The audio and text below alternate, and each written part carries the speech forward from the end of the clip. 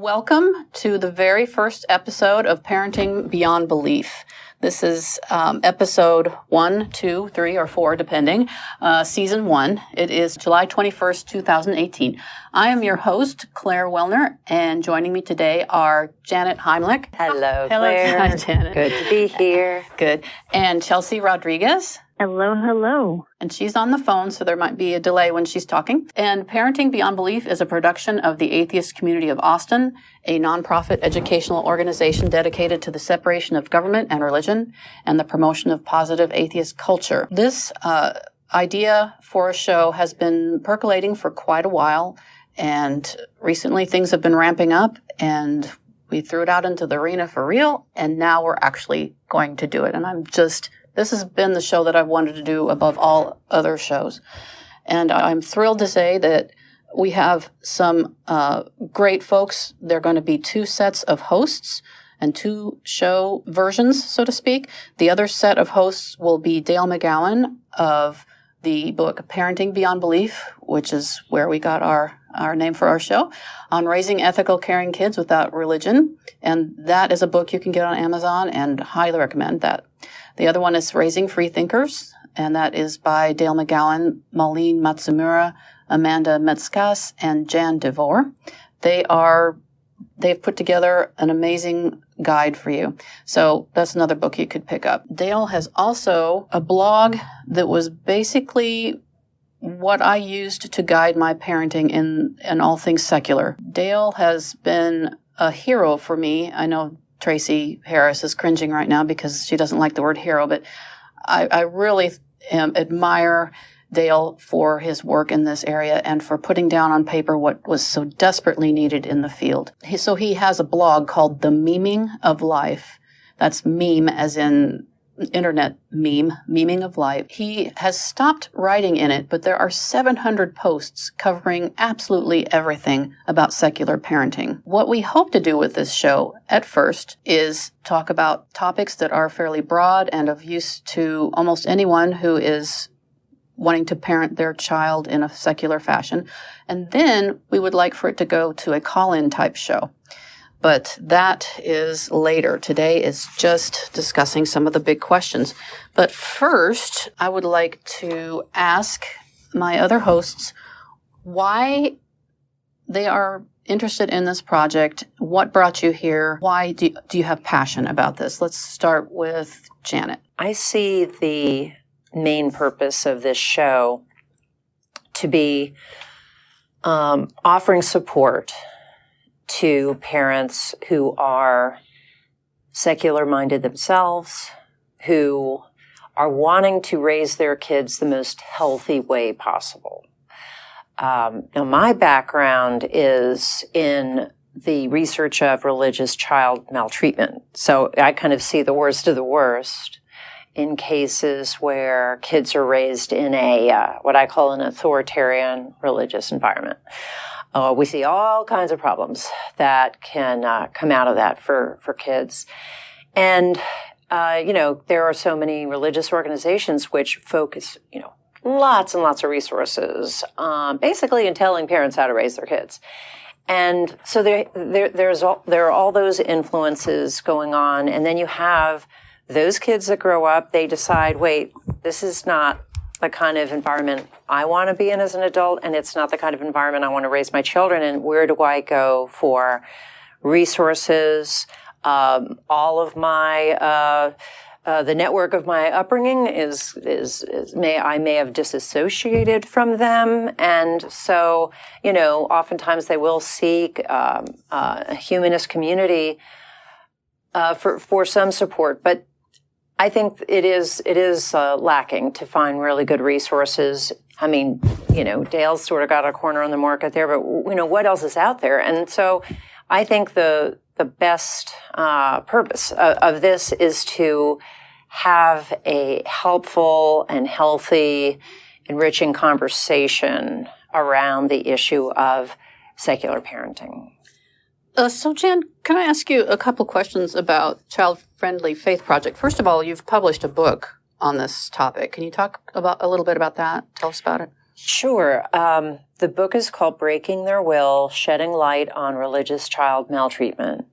It talks about ways that adults abuse or neglect children in a religious context. And we are talking about cases where the behaviors do rise above the level of abuse and neglect. Okay, so this is, it really just looks at those more serious issues.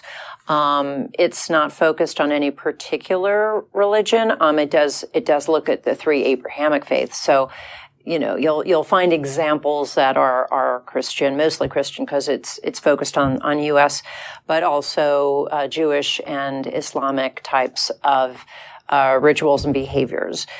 So that just examines that topic across the board in the U.S. How has that experience investigating and reporting on that informed your parenting? That's had to have had a big impact, right? I didn't actually know, like most parents, I didn't know much about parenting when I had my first and what turned out to be my only child. Yeah. I did not come from a very religious background, so I didn't have a lot of that kind of baggage to unpack and sort through.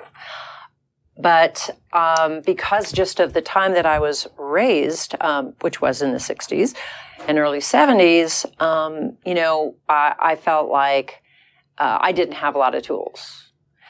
And I learned about those tools when I enrolled my daughter in a Montessori school. And so I just started to appreciate this idea of, wait, children are important individuals, and we need to make sure we understand what's going on with them emotionally and cerebrally. We need to learn about child development. And then, of course, it gets into all other kinds of questions. We realize after we've left the baby stage and we're starting to socialize more with other parents, some who may be secular, some who may not be, and our children are engaging with other kids from all different kinds of faith or non-faith backgrounds. So you then have to go through that minefield and in your face and figure out what is, you want to be sure that your child has the most healthy upbringing possible, and what does that mean? And I think that, researching the book led me to just learn a lot about child development that I didn't know. Yes. It led me to understand not just what is abuse and neglect, but the different forms that it takes. I mean, there are 6 forms of emotional abuse and neglect. Wow. I know that when I have talked to survivors of religious child maltreatment, I mean, to them, it's like they're just swimming in this sea of they don't know which way is up, because they also were only starting to learn about child development. But once you understand what are the forms of abuse and neglect, you can steer clear on making some of the errors your own parents did or your community did. It's really helpful because, even though maybe most of us would never get to that point of really committing abuse or neglect to the point where, CPS is knocking on your door, I think it's really good to understand where you cross the line, because there really are degrees of this whole thing. Yeah, and they may not, I don't think folks who raise their children in what you and I would deem an abusive religious situation think that they are abusing their children. They think they're doing what's best. It's extraordinarily misguided. But to learn through science, really, what is the best thing, that's where we need to get to. Right. And I think that as humanists, those questions still have to be looked at. Right. So, for example, one thing that kind of blew my mind when I was researching is learning about a form of emotional abuse called exploiting. And when I first came across it, I was like, I don't really see how that fits in. Okay, terrorizing, I get that. Spurning, yeah, I get that. And some other forms. So it was like, until I understood that exploiting means you're living your life or your beliefs or your ideologies through a child, you can see how that is probably the most prevalent form of emotional religious child abuse. And that's true for non-religious exploitative. Yeah, I mean that can take place in all kinds of ways. Yeah. So it is good to learn about those things. Right on. Yeah. That is super cool. And I've read the book, y'all, and I recommend it. It is really good. Do you have anything else you want to add? Well, you mentioned the Child Friendly Faith Project, but I think we can go to that later. Okay. But that did come out of writing of the book, and it's a nonprofit where we try to really delve into those topics and protect more kids. You've done a hell of a lot of good with that project. You are one impressive gal on that front. Thanks, Claire. And Chelsea, what about this makes you super excited? Where are you coming from? I am a relatively new atheist and, a parent of a 4-year-old. So I'm pretty early on in my parenting journey. And up until fairly recently, I didn't know that these sort of resources existed. I'm very excited to be able to help pass along this information to people like me who are looking for guidance and resources and support and may not even know that it's out there. YouTube is a prevalent fixture in everybody's lives these days.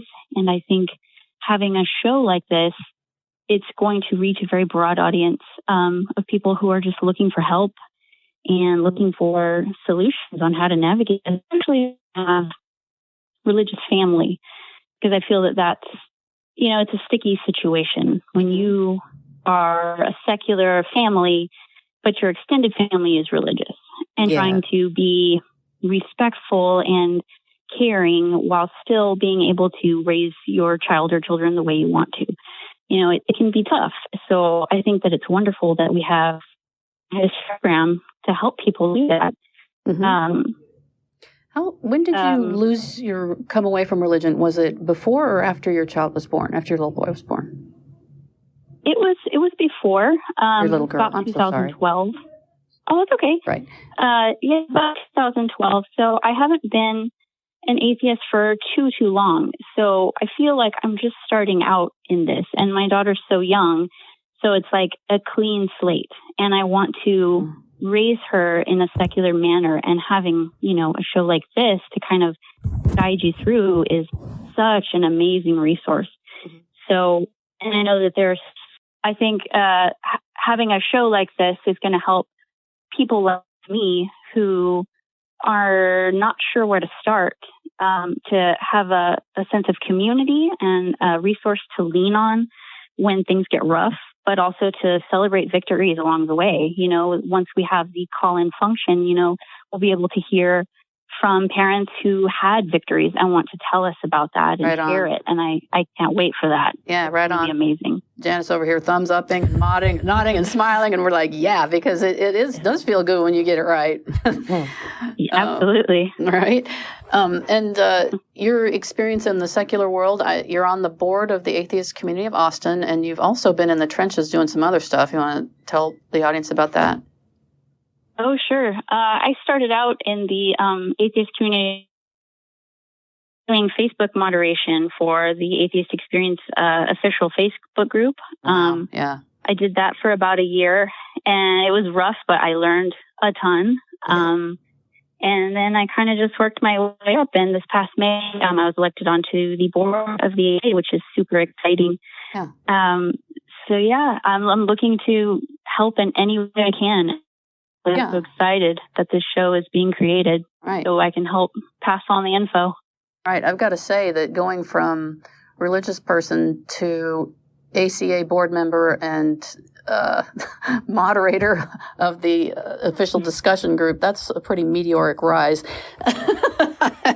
into getting into the atheist community. You weren't messing around. Yeah, once I set my mind to something, it gets done. Right on. I think that's probably true of all three of us, if I had to guess. It's just kind of that sort of Love it. right here. So Chelsea, you the six hosts had discussed prior to us doing this broadcast three broad areas of questions, and Jan and I thought that the second question would be a good place to start. Do you have those questions in front of you? I do not. Okay. However, I'm sure I would be in agreement with the second question. Alrighty, let's just go there. There are three groups of questions, and I will tell you what the three main groups are. But we're just going to start with number 2. We'll cover all of them one way or another, so don't feel like we're going to skip anything here. The first question was, am I raising atheists? And this has to do with religious influences being everywhere and how to talk about them. So what are you teaching your child? That sort of thing. The second group of questions, which is what we're going to talk about today, is what values come first in free thought parenting? So how do the models of what you think is important help your children thrive, and your values and teaching of empathy and that sort of thing? And then the third broad group is unpacking our own baggage. It sounds like there's going to be a different degree of it among the three of us. I was raised Catholic. Chelsea, what were you raised? I don't actually know. Catholic as well. Catholic. Oh, boy. And Jan? Yeah. I was raised watered down Jewish. So secular Jewish kind of, or Yeah. like you the We had a Christmas tree every year, yeah. because all the Christian kids get one, Mom. Oh no, I was from birth, but I have two brothers that are quite a bit older than I am, and they were bar mitzvahed, and after that, it seemed like my parents was like, "What's the point?" So Yeah. they weren't into it. Yeah. Russell Glasser and his sister Karen Glasser, they have been on the atheist shows that the ACA produces, and they both talk about their embracing of the traditions of Judaism, but not actually being religious in the least. And I get that. Have you been to Catholic church since you left it, Chelsea? I have a few times. I've been to a couple of weddings, and I have been to an actual mass. And Right.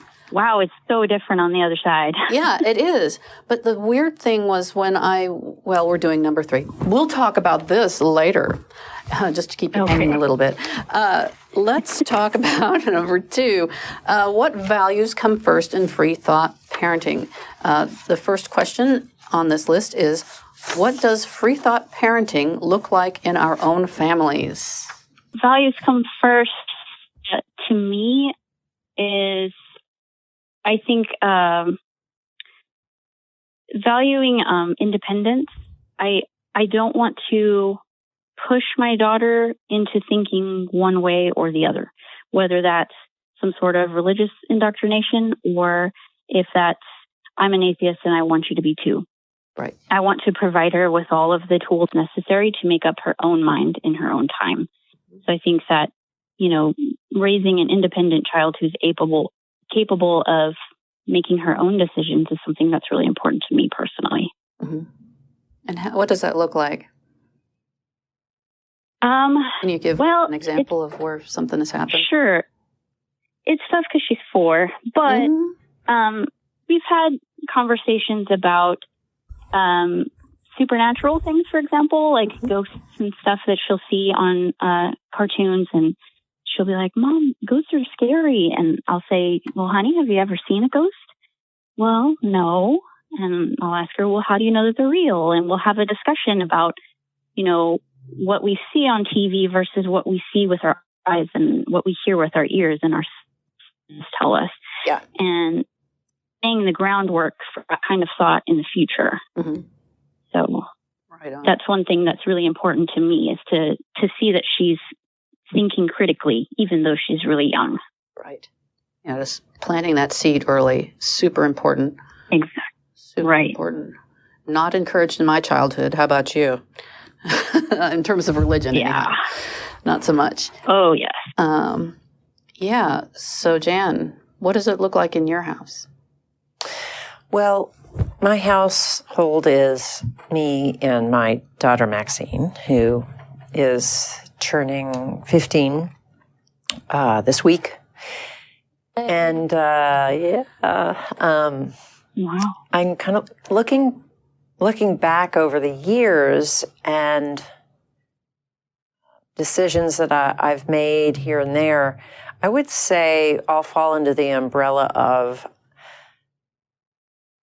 being careful that I let her take the lead in where she wants to explore things. And instead of me putting things in front of her or not showing her things or, being pushy in any one direction, I really, really tried to just approach it almost like I would just another adult. Right on. If I'm talking about my own worldviews or philosophies or, belief in human goodness, which is something that, is something I have faith in, if you will, that I just make sure that I express that as my own thing and not gaslight her into thinking that, oh, this is the way it is in our house or in our city or something like that.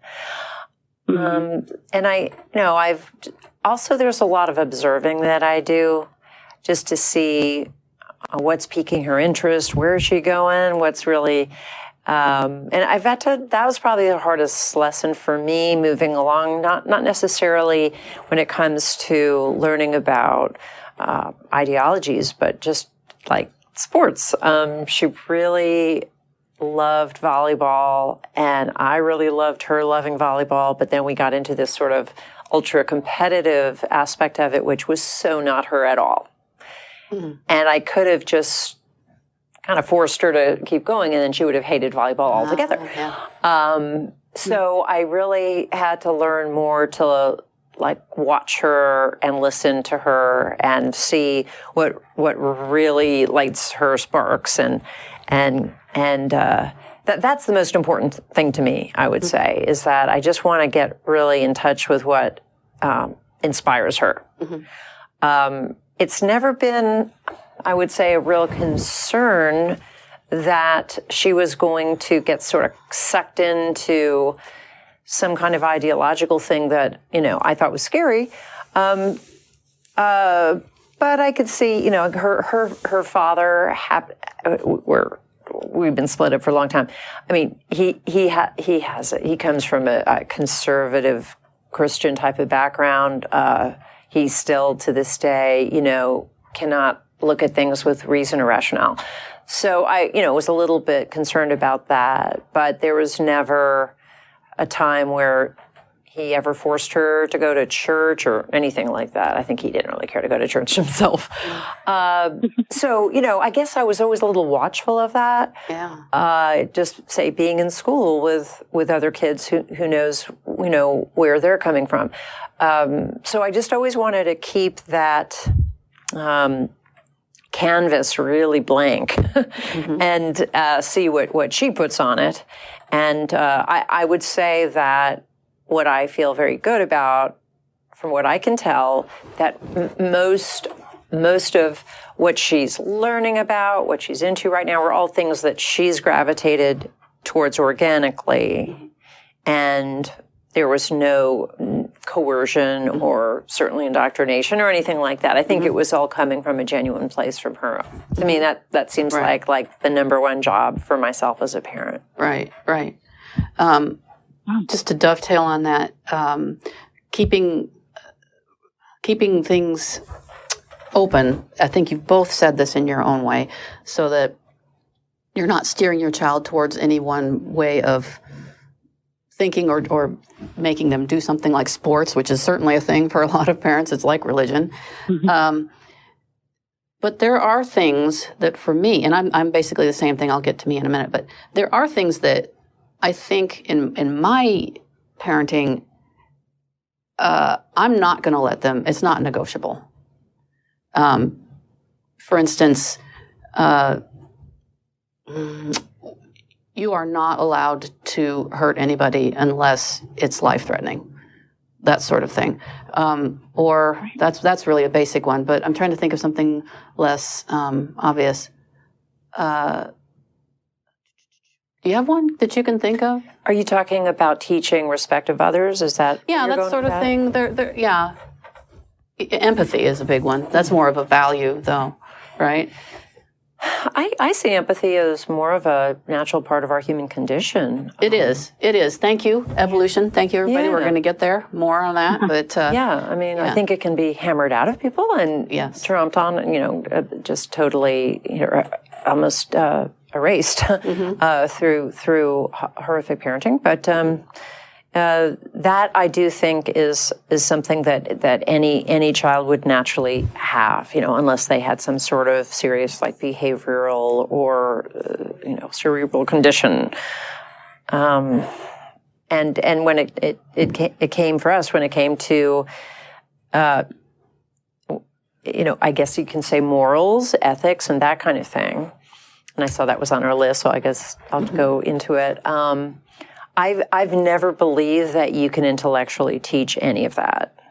You can have discussions, and maybe you're planting a seed here or there. But to me, the best way, and I think that this is affirmed by what I've read and by experts, from experts in child development, that the best way to instill values like that are through role modeling.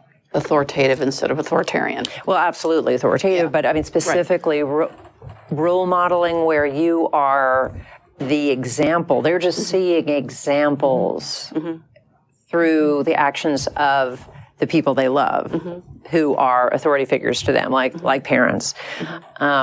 If I, for example, I have always wanted Maxine to be respectful of anyone that waits on her, especially if it's an elderly person, like a waitress or cashier or something. I could just say to her every morning from the day she was born, okay, this is what we do here. Do it this way, do it that way. Think about it. This is what should be meaningful to you. It's way more impactful for me to just do that. And so she has never seen me be rude or disrespectful to someone who's waiting on me. Right. Even if they've offended me, Right. So role modeling is really important, I think, and when it comes to trying to teach, I guess to really, have those that what I consider to be, a natural.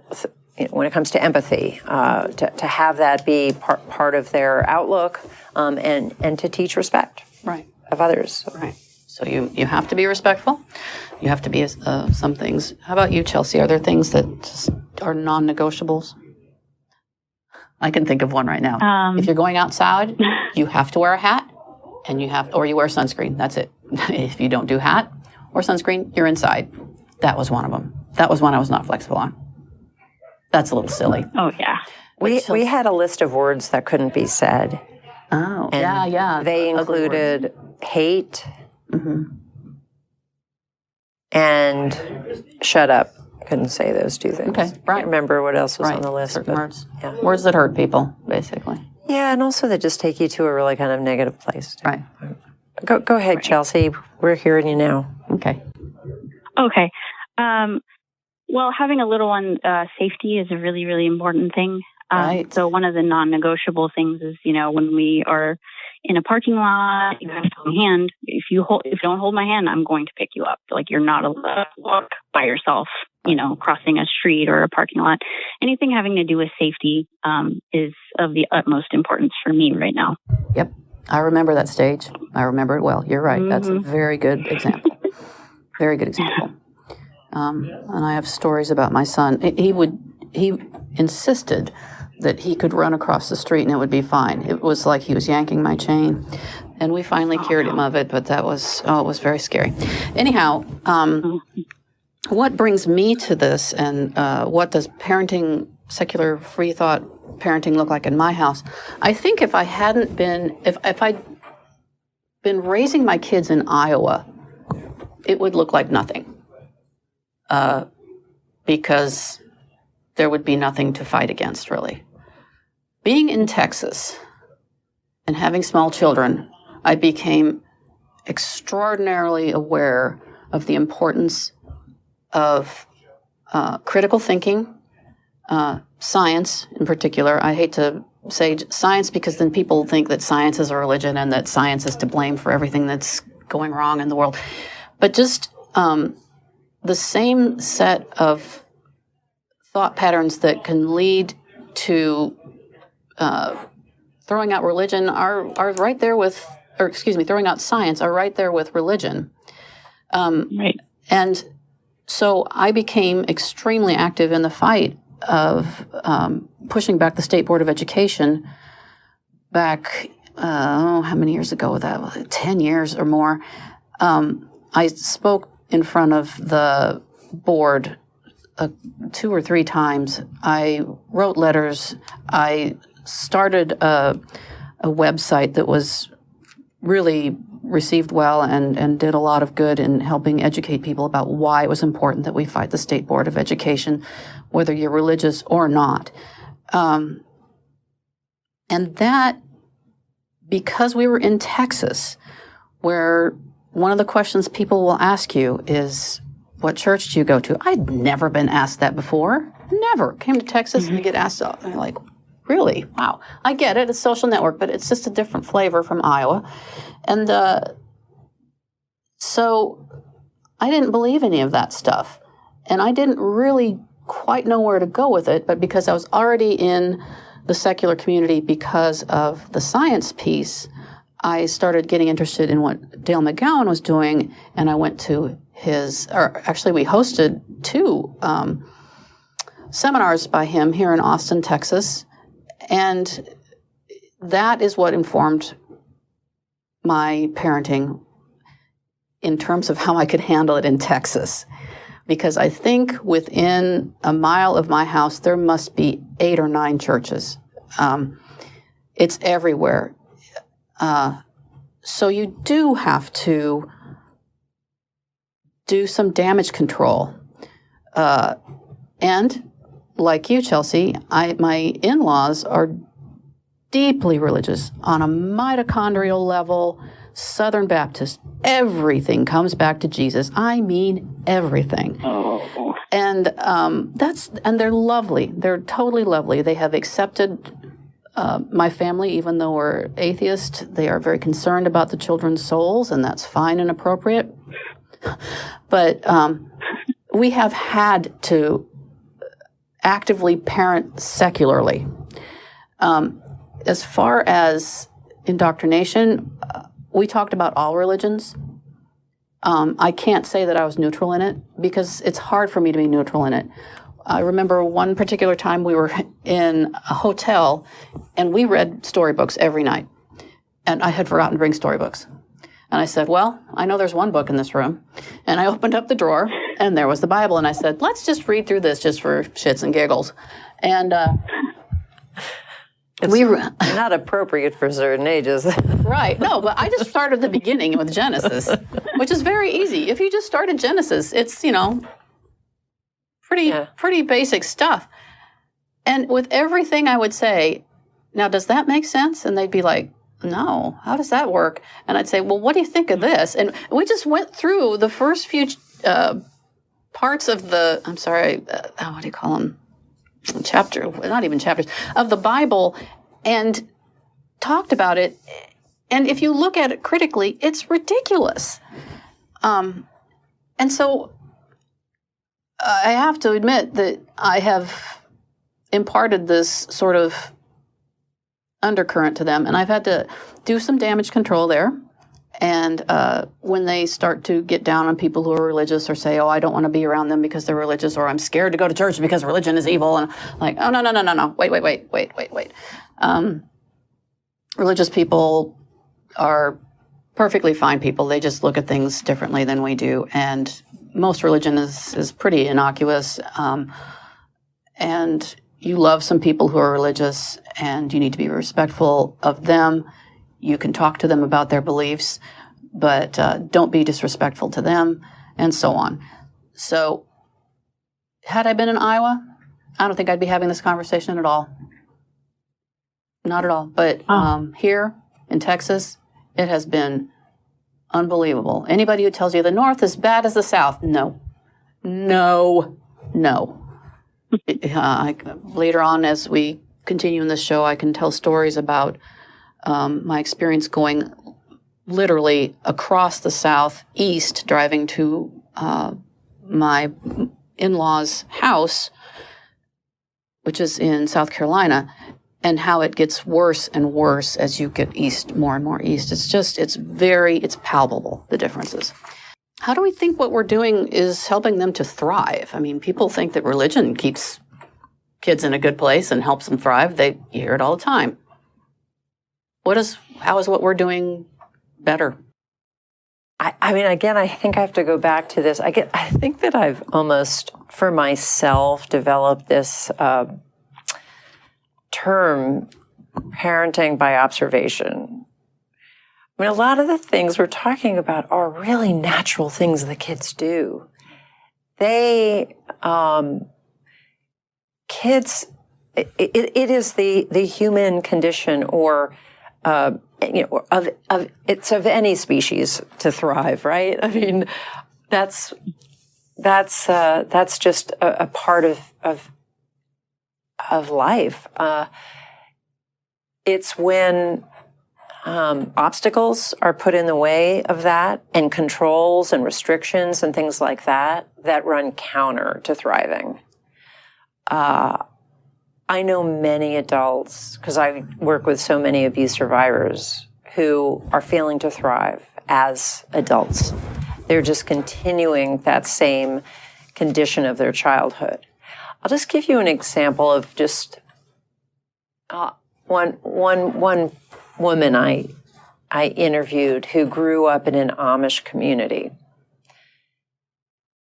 It was a conservative Amish community, and that's saying a lot since most of them are, wow, pretty conservative already. Oh my gosh! So, but it was like the most extreme. And she was telling me how when she was growing up, it was unthinkable to express an opinion because since birth, that's never a point of discussion. No one discusses the opinions of children, the thoughts of children, or anything like seen that. Seen and not heard, sort of Seen stuff? and not heard, right. to the nth degree. And I said to her, what would have happened, do you think, if you had said, I feel this way about this? And she said, I asked, if you had expressed an opinion, what do you think would have happened? And she said, I don't think I ever had an opinion. Wow. So that is a situation, and I can relate to some degree because through most of my upbringing, which was largely secular,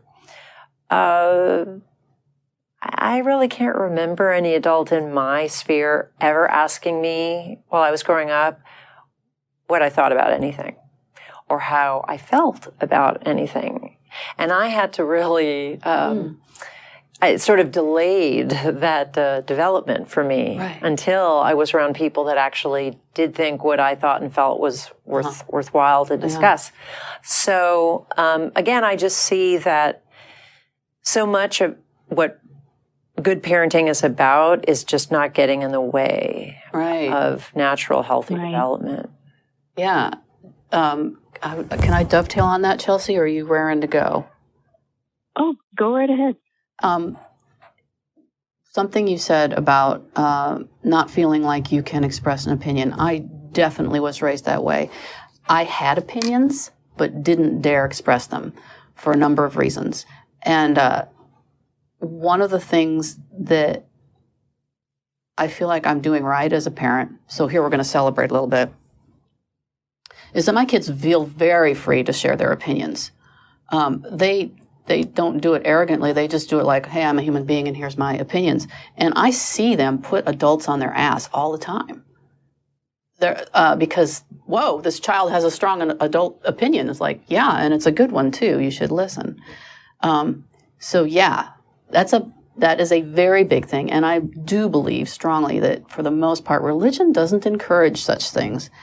Also for me, religion, even if you believe the wooiest of things, because I went from everything to being devoutly Catholic to reincarnation to follow your bliss, and just every iteration before a friend finally said to me, Claire, there is no God. And I was like, I had never actually considered that there might not be a God. It had never crossed my mind. No one had ever said to me, you could you could believe not in God, so that there is no God. I was like, oh, okay, I guess that's me.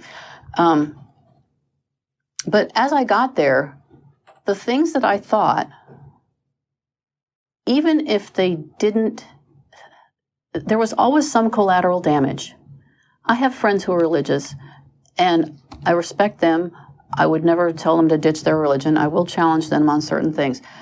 And we give each other a hard time about it, too. Like, I have a friend who tells me that she gets to see my dog after she dies, and I don't, that sort of thing. But, which is kind of funny. But I think, I know when I was in my woo stage, and I would say that everything happens for the best, and I would, that evolved. After a while, I started saying, for me, not for everybody, because clearly, or for the reason or whatever, because clearly, people who were in concentration camps, I don't see how that could be good in any way. But for me, it works that way, which is extraordinarily arrogant. And I think it colors everything, obviously, and I don't think in a good way. I think once I became very critical about it all and accepted that things are just random, oh my God, it was so fucking liberating. Oh my God. And I don't want my kids to ever think that something happens because of something that they did or didn't do, or somebody did or didn't do. I remember my in-laws, what happened? Oh, because shortly after they discovered that we weren't religious, one of my in-laws said to me, I just hope nothing bad happens to one of your kids. And I'm like, really? Really? Your God's a butthole if he's going to do that. And then I think to myself, you've been plagued with illnesses. What exactly have you been up to? I mean, what does that mean? That's so offensive and bad and wrong. So that's I think, part of how they thrive. And another thing about thriving, I did not thrive as a child. I survived. My upbringing was not a happy childhood. And I know what thriving looks like because it's what my kids look like. They're happy. We talk about everything. But they have boundaries. They have things that are theirs, and I have things that are mine. It's a healthy relationship. So I'm not sure. Religion was part of that, very much part of it. But there were other factors as well. So when you say their religion, who are you talking about? Well, my father was very, very Catholic, and we were raised Catholic. My mother, I'm estranged from my mother, has a personality disorder. She's very mentally ill. And so she was abusive in many ways growing up. So I was not thriving. It was not good. But I've kind of cobbled everything back together, and now I'm thriving, and my kids thrive because I basically do everything the opposite of how I was parented. So that would be how I think secular parenting informs my parenting and helps my kiddos thrive. How about you, Chelsea? It's along the same lines for me too. I'm kind of proof that this way of thinking and way of living is a good one. You know, I feel like at 35 years old, I've finally come into my own as a woman, as a human being. Right on. Because I left religion. Yeah. You know, and if I can, I'm role modeling, like Janet said earlier. You know, you role model the things that you want your children to be, and here I am, finally a confident person at 35, when I never was before. Just for a second, can I just want to I get this distinct feeling, Jan, you didn't have much religion stuff, but Chelsea, women are not valued in religion. And getting away from that and discovering your value is big. And it certainly has informed my parenting. And since you have a little girl, you know about that, right? And I have a little boy. And so when, for instance, he has to be a feminist too. So when Trump got elected and we were all sitting around crying, I said, you can't afford to be just a feminist anymore. You have to be an uber feminist because you are basically, I didn't say it like this, but you are the oppressor and you need to fight the good fight. So absolutely. Yeah. So right on. I feel you on that, really at a visceral level. Go on. I just had to say that because I was like, yeah. No, that's awesome. Right. I appreciate it. So as a kid, I had a huge fear of hell. Oh, yeah. You know, this horrible, bad place that you would go if you did horrible things. And those horrible things weren't so horrible, though. About it. They weren't horrible things, were they? They were just like, tell a lie. Sure. Oh, my God. Exactly. You're going to go to hell for telling a lie. And, you know, I'm a naturally anxious person. So even as a kid, I would have nightmares. And I was just terrified to do anything wrong when I was a kid. I was terrified to make mistakes. And, you know, that kind of thing was drilled into my head in catechism and that kind of thing. And I don't want that for Luna. I want her to, you know, be okay with making mistakes. You know, it's human to make mistakes. And I don't want her to be a good person because she needs to appease a God. I want her to be a good person because she wants to be a good person. Right. And making mistakes is part of that. And I don't want her to live in fear the way that I lived in fear. Right. That's one of my biggest goals. I want her to be a carefree child while she can, because the world can be a scary place. And I want her to have that time where she can just be a kid and enjoy before the realities of real life start affecting her. And not being raised with religion is definitely a way to do that. So here we go. Right. You're kind of at the beginning of the journey. Yes. I've been thinking about, you know, and hearing some of the parenting issues we've been talking about, and the importance of just, you know, wanting our children to be happy. Also, we want to make sure we teach them good values about respecting others.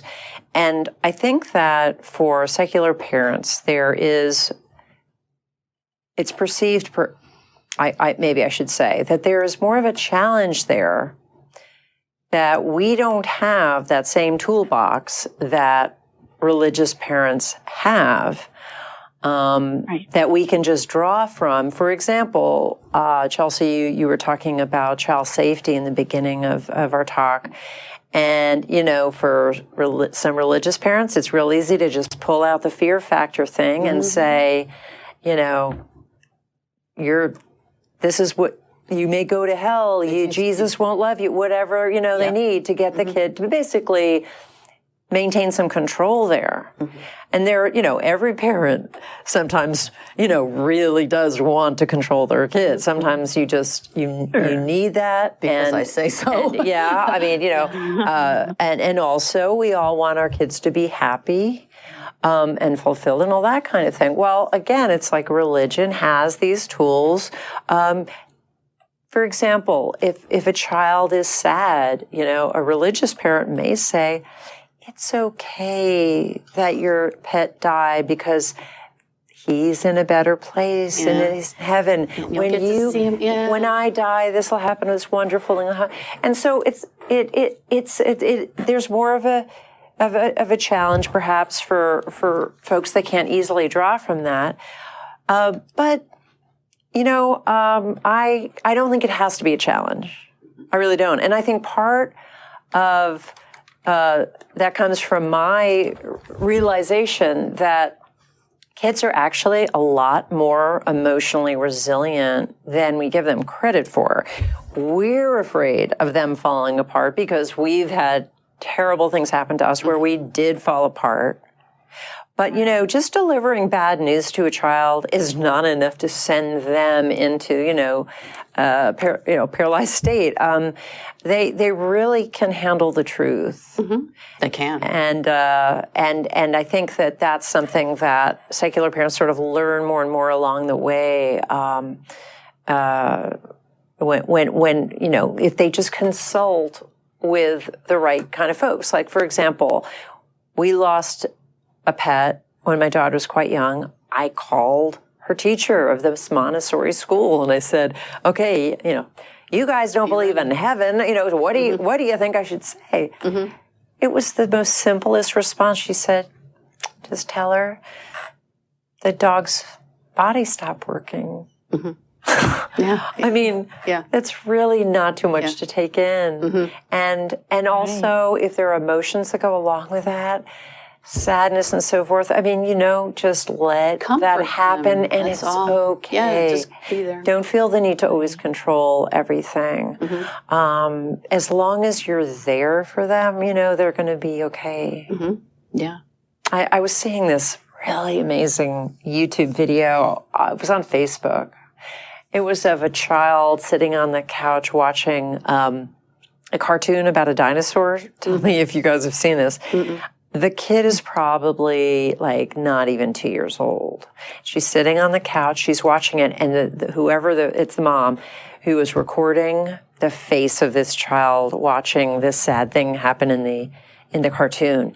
And I mean, tears are streaming down her face. She's really just, and the mom is so kind of having a hard time with the kid experiencing sadness that she's like, well, it's okay. See, the dinosaur's okay. See, he's moving now, or something like that. And the child is trying not to listen to the mom and instead just focusing on her own feelings. And she's saying, he wants his mama. He wants his mama. I mean, the kid got it. She understood, she was okay with and the mom is videotaping this, right? Yeah. Which is the ultimate irony. He wants his mom. Mm-hmm. I hate those videos where they videotape children being upset. Get off your fucking phone and comfort your child. What is wrong with you? I couldn't stand and videotape my child crying. It would stab me. How do these... Yeah. But I actually think that she would have been better even being less visible and let the kid deal with it, right? Because she was doing fine with it. The child was upset, but that she was still safe. Right. She was still feeling safe. She was okay. Mm-hmm. Right. Mom was putting the kid didn't seem to need a hug herself. Mm-hmm. Right. She knew the dinosaur needed a hug, and there was some completion for that child.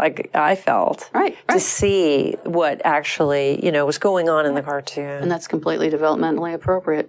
I think we're all in agreement of where we need to go as far as being a community and offering the tools that we previously didn't really have. Right. And those tools, I mean, Jan, you were talking about the tools that religion brings to the table just from reading Dale's stuff and also scientific research. And it's in the news all the time that kids without God are more moral than kids who have God.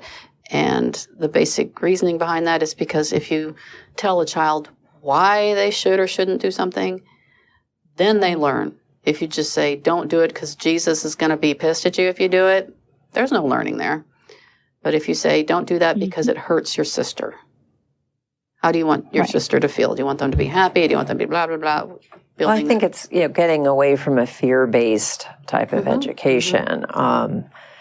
That's really, I mean, I've even, heard of people, they want to teach don't touch the stove, and they'll actually take the child's finger and put it on Lordy. the jet. I mean, so, again, it's like there's so much that parents could learn about child development. And I guess I will just jump to my nonprofit for a second, because the Child Friendly Faith Project did develop a curriculum for religious organizations. Right.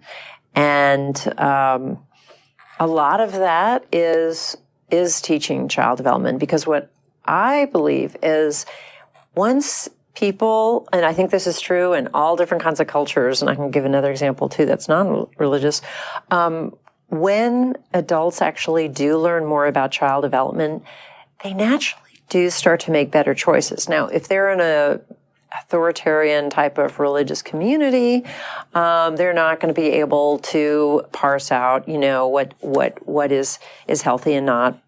But I do believe that kind of understanding and education is key. Mm-hmm. So, like the example I was going to give, we had put on a conference, and there was a woman that came to talk about female genital cutting in Sierra Leone, and she was there to protect those girls, but the way that she did it was not by telling adults in the community, don't do this, this is wrong, or that kind of thing. Basically, she worked with the midwives. They are the women that do most of the cutting, and just taught them about anatomy. Mm-hmm. Once you learn about what scarring can do, once you learn about how, what the vagina is all about and what all goes on down there, they naturally decided for themselves to stop doing it. Yeah. So I think that education goes a long way, but it has to be delivered the right way to be received. This is very true. Right. So like our curriculum, we're not even there in the room. They do this behind closed doors. It's facilitated by a member of their religious organization, and it's kind of the only way I think it has to happen. Right. It's there for them to take and learn from. They have to come to their own conclusions. Right. It's just like parenting. Interesting there. So I think we're ready for the third question of this. What types of parenting relating to our own non-beliefs could be harmful and therefore should be avoided? Ooh. I've seen parents who parent secularly and they are too permissive. Letting a child explore and be is one thing, but I sound like a broken record. You have to have boundaries. There has to be a limit on certain things. You can't always have ice cream. You do have to eat your vegetables first and things like this. Are you seeing that for some secular parents that passive parenting goes along with the non-religious? I don't think so. I'm trying to think. Is that true?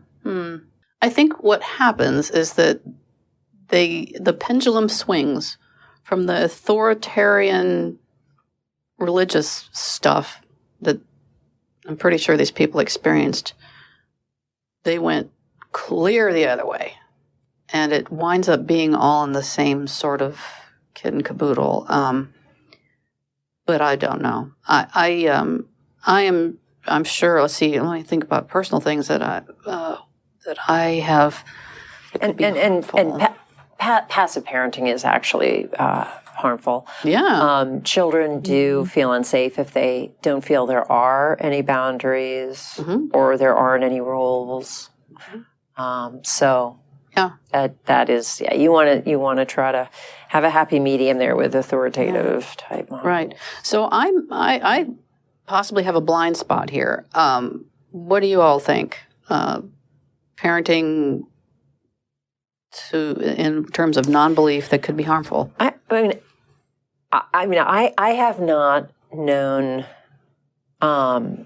atheist parents that I feel have been exploitive, but I have interviewed people who were raised by an atheist parent or parents where they used some authoritarian tactics to that were harmful to the kids. So I mean, I could see how that could happen. If, for example, someone's raising a kid and, the kid develops a great friendship with another child in school, but let's say that other kid is from a religious household, and the parent is preventing, them from having a relationship, that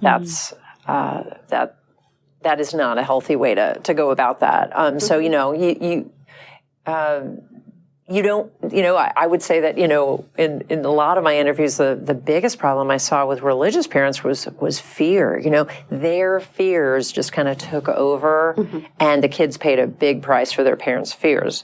And you can see how, those fears could be occurring in all kinds of ways religiously, we could just, name 10 right now. But if there's a parent who's very fearful, say about, I cannot have any religious teachings in my child's life at all, no exposure to faith at all, and just take that to such an extreme. The angry atheist might not be so good. I think so. Yeah. You have to sort of see, like, well, what does lead to a child thriving, and how do you interfere with that? And so that is important to learn for all parents in that way. Yeah, what you said about something about it could, one possible problem I could see is going to school and your child is ostracized because of their lack of religiosity. For me, that's more of a teachable moment, and we'll probably have a whole episode on that sort of thing eventually. But that hasn't been a big deal for me. Have you had anything like that, Chelsea? And she's young. She goes not yet. But I can definitely see that happening, especially in Texas, where church is talked about in school, at recess and things like that. I think that it's probably bound to happen at some point. And we're in Austin. It can be teachable. Yeah. And we're here where, it's, where there are public schools in many parts of Texas outside of the big cities where teachers have no problem bringing their religion into their classrooms. Oh, I've seen plenty. And we've seen, policy being drawn up along those lines. But in Austin, I think we're fortunate in that you don't have that real oppressive type of religious culture. And I have to say too, just in being honest, that my daughter's been in a private school. So private school, Austin, largely secular already. Yeah. It would probably be the really religious kid that would be ostracized in that community, which of course is also completely unethical. But I will tell you kind of a funny story. When I was picking my daughter up from kindergarten class, and we had been reading Dan Barker's book, Just Pretend. Right. Yeah. And we were reading that the last week or so, and my daughter was going to pick her up, but before I could do that, the teacher called me into the classroom, and she said, "So Maxine's been telling the other kids that there's no Santa Claus and there's no and there's no God." She says, "It's perfectly okay. It's no big deal that she's telling them there's no God. But if she keeps telling them there's no Santa Claus, then you're going to get a bunch of angry emails." And I thought that was really pretty hilarious reaction. Right. How could she have ever been even able to articulate any of that stuff if we were living in a different part of the state or the country? Right. And that's another topic we could get onto sometime is characters which is very common in American society, teaching Santa Claus, teaching the Tooth Fairy, the Easter Bunny. I mean, all those things. That's good. I think that's worth discussing. That's its own show right with there, you guys. for sure. Yeah, definitely. Chelsea, so can you think of anything harmful that would come about because of teaching in a secular way? I have to agree with what Jan said earlier about not exposing your children to religion. I think that could potentially be harmful. As a kid, I was taught that all the other religions were bogus and that they weren't the one religion, and that actually made me more curious than anything. And I sought out other religions. Yeah, it did, as all things do when it comes to kids. If you hold on too tight, they're gonna let go. So I started looking at other religions, and I just wanted to know why they were so wrong. And in the same vein, if we as atheist parents don't expose our children to religion and explain, and answer their questions, then I think that it leaves them open to not necessarily indoctrination, but, it's going to lead them down a path of, well, if it's so wrong, why can't I learn about it? And they're going to want to learn on their own. And I think that would be better to do together as opposed to sneaking around trying to figure out why I can't, go to a church, or why I can't speak to a pastor or whatever. That's something that we can do as a family rather than alone. It's like sex ed. That could be potentially harmful. Yeah, it's like sex ed. You'd rather have your kid hear it from you than a peer, for goodness sakes, or, somebody who's got an agenda in either of those cases. And that's true. You have to, I think Dale McGowan calls it inoculating your child against religion. Right. So if you don't talk about it, then when it finally does enter their world, they'll be like, wow, look at this magical thing. Exactly. Right. Exactly. And they have all those fun things like youth groups and sleepaway camps and lock-ins and stuff that are so fun. Yeah. If you were to name one value to instill first in your children, what would it be? Gosh, see, for me, the first question there is, what is a value? I don't see, is love a value? I mean, I see it listed as a value on the internet, and I'm like, that's not a value. That's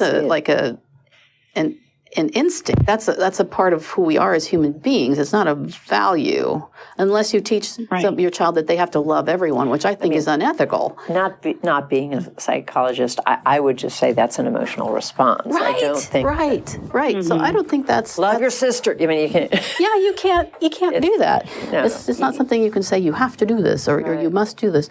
So I've got a long list of things here, like 50 different values, but some of them I just don't think are values, like love. Happiness is not a value. Perseverance is, or persistence is a value. But I don't know how much you can teach that. That's a tricky one, the whole grit thing, if you know about that. Right. Respect, certainly, we've talked about that. Wisdom, you can't really teach wisdom, but what I see there is critical thinking. That's what I was going to say. Yeah, see, and that to me is top of the line because everything else stems from that. If you have critical thinking skills, you're going to have integrity. You're going to be able to persist in things. You're going to automatically respect those who deserve respect, or respect people for the right reasons. You're going to probably be more honest because you realize that that's the best thing to do. This is, talked about empathy. Empathy, right? Right. Respect for others. Yeah, critical thinking even goes into that. But it is a but empathy again. Progression. When kids are very young, I really think parents don't need to be too concerned about instilling values. It doesn't. It's really work. I think the younger the child is, that's when you're going to be focusing on encouraging. I don't even want to say encouraging. Doing what you need to do to meet that child's needs. That's it. If you do a good job with that, I mean, I think that is so key when they're very young. As they get older, and this is one thing that I think religious communities really fall short on, they think that at a certain age, all of a sudden they're ready for deciding their fate. Deciding their fate. Age of reason. Baptism has to be right at this time. I mean, it's so counter to what we know about child development. So the way I see it is, it's this, I'm trying to think of the word word? I want to say progression. You'll probably help me with the word, but where you're moving from a point where a child as an infant, is you only need to focus on meeting their needs. Maslow's hierarchy of needs. Okay, and then as they're getting older, say from to the point where they reach the age of 18, they are learning more and more and more along the way of how instilling those values. They're learning more about empathy, or they're more cognizant of it. They're learning more about respecting others, and perseverance, and the other types of values that we've talked about. So both of those things I think are really important. You want your child, even at the age of 18, to have great self-esteem and self-confidence and great feeling of self-worth, just as much as you want them to have those values. That's the way I see it. Yeah. Critical thinking would be at the top of my list as well, because like you said, it affects every aspect of your life. Yeah. And, having good critical thinking skills can not only help you be a good person, but it can help you be, a strong professional. It can help you be a leader. It can help you be an activist. So, there's so many ways that Lost you again. And others' lives too. Oh, okay. So that it has that critical thinking. It has so many ways to impact people's lives and their own. Is that what you said? The final part. Okay, right. Basically, yeah. That's my opinion on it. You know what I think would be really revealing in this show we're doing, if this was something you all were open to, is I'm thinking of Maxine, my daughter. There is so much that I would learn if she were interviewed or just brought into a discussion like this. I would learn so much. That's a cool thought. From her. Yeah. And I thought that the audience would also. Yeah. So I think we should, from time to time, include someone who is a minor Bring a kid to work about day. all these issues. Yeah. I think it'd be fascinating. Well, that would be fascinating. I love that idea. Yeah. I have to toss that by the producers and see what they think. Yeah, I think that's awesome. The values thing, anything else, Chelsea? That was the tippy top of my list. That's something that as a mom, I am really, really focused on. This is a, I don't want to say a scientific household, but my husband's a physicist and I have a degree in social science. So scientific curiosity is a huge thing for us. Oh, us too. And that ties to critical thinking as well. So that's something that we're definitely focused on as she gets older. Yeah. We were not a cartoon sort of family. We were, that's a cool documentary on snails. Let's watch it family. Right. We are so science. It's just over the top. And what about your child? You have one, or I have two. I have a 13-year-old girl and a 15-year-old boy. Do they also have an affinity toward science, or no? The daughter, yes. The son, he knows a lot because he's with me. He's going to learn. I have a PhD in biology and entomology, and so if I'm with a kid, and there's anything that I can teach about science, I'm teaching. Teaching is one of my big passions. It's probably one of my greatest passions. Awesome. So, and fortunately for me, my son, who was the firstborn, whenever he asked a question, he wanted paragraphs. He was not the kid that was like, just wanted the short, simple answer. If I didn't give him a complete answer, I just might as well have, because he was going to keep grilling me. So I would talk in paragraphs, and that worked out just fine. Nice. Yeah, right. My daughter is less so. She's much more thoughtful. You can give her the start of something and let her go, and then she just runs with it. I'm a scientist, so I am of the belief, because this is what science largely says, is that 75 to 90% of our behavior is hardwired. There's plasticity within there, but it's mostly hardwired. So I think part of why I'm, quote, lucky, unquote, is because genetics, the kid's going to be more likely to be like me. But at the same time, I have to say that I'm super proud of how honed my kids' critical thinking skills are. I love talking to both of them about stuff. That's one of the great joys of having children that you have nurtured to think, is that I can have real conversations. And my son and my daughter, in totally different areas, will completely blow me away with something that they say. Just blow my mind. And you know what I think is interesting is more or less focused a lot on that helping to grow that kind of intellect, and not saying this in a really great way, but that you focus kind of much on science and intellectual thinking. And I find that in this discussion, I've kind of focused more on the emotional side of things. I mean, I didn't know that I did before, but I see that I do. And when I was growing up, I was allowed to talk about science left and right. I was very much, though, not permitted to express myself emotionally. No, that's not allowed. That's just for daddies, and they only get to do anger. And so I'm just thinking, coming from the background that you did, where there wasn't probably much discussion at all about science, and the background that I have, I think that it kind of makes sense that I would really gravitate towards that, because that was an area that was kind of verboten for me as a child, and for you, it's so important to you. Maybe partly because you were so denied that learning. In two ways, Well, emotions, that's another story. But the science part, here's a telling little tale here.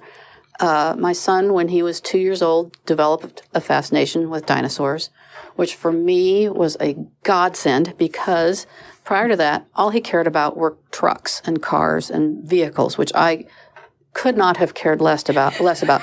But you learn every single vehicle, and you learn every single part of every single vehicle, because this is what your kid wants to do.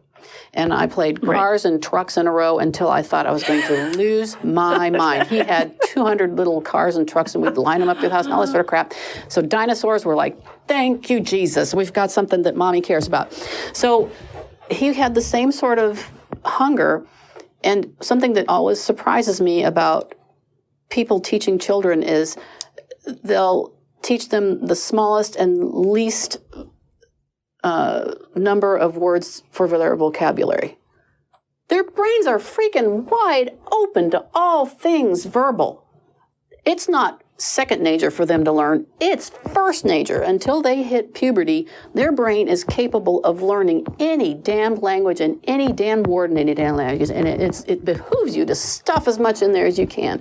And if you have a kid who has a hungry mind, all the better.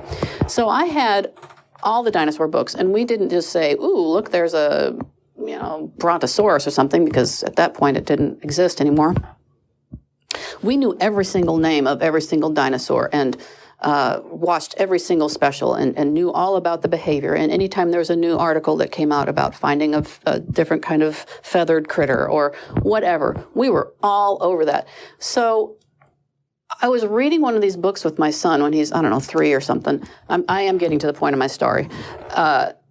And Elise, who is my mother, you'll come to learn, the woman who raised me, I wouldn't call her a mother, she looked over my shoulder and said, oh, you shouldn't be reading that to him. It's much too advanced for him. And I was like, oh, yeah, no, it's fine. And now a lot of things suddenly make sense in my upbringing. I wasn't fed. I was all these prescriptions. Yeah, I was starved for dinosaurs. And today they have all dinosaur everything. They didn't have that when I was a kid, but what dinosaurs I could get my hands on, I did. And I had a couple of dinosaur books, and I read them religiously. Thank you. And so to speak. But they didn't say, I see you're interested in dinosaurs. Let's go to the library and get you some books. And what would be the harm of reading something that could be more advanced than the the worst thing that happens is the kid stares off bored. into space and gets bored. And then you're like, oh, I get it. This is too advanced. We'll try something else. It's like, it's okay to try things. Yeah, he wanted to know every single dinosaur. And what he loved to do was to find dinosaurs that I didn't know. That was his big thing. That was a big deal. So, I get that stuff. I dig it. Okay. How important is your children's choice to become a theist? I personally don't care. I have told them 1,000,000 times that so long as they come to the conclusion that they come to for a good reason, it's fine with me.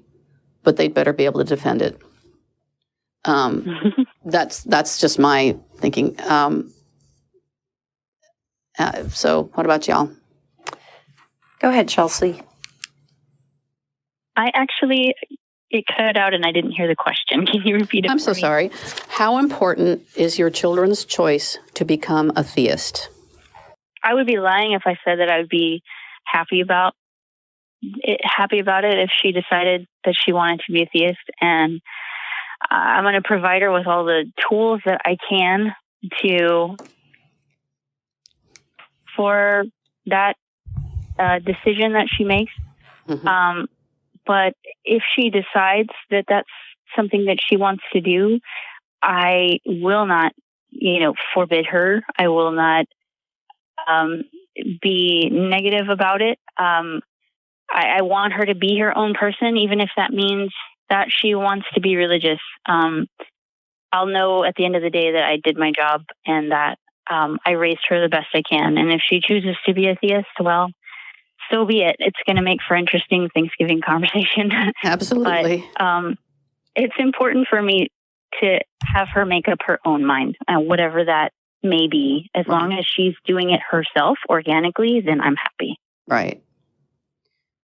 There are still several more questions in this little package of questions that all fall under what values come first in free thought parenting, but we are out of time for now.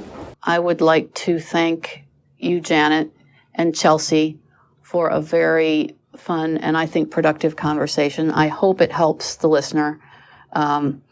We will be taking questions in this show, I hope, eventually, and we will hopefully be able to help you with, or at least help you feel not so alone. So I want to, if I can get my phone going here, leave you with one final thought. Being a parent isn't easy. You can feel alone in your struggles and triumphs, but you're not alone. We are parenting beyond belief, and so can you.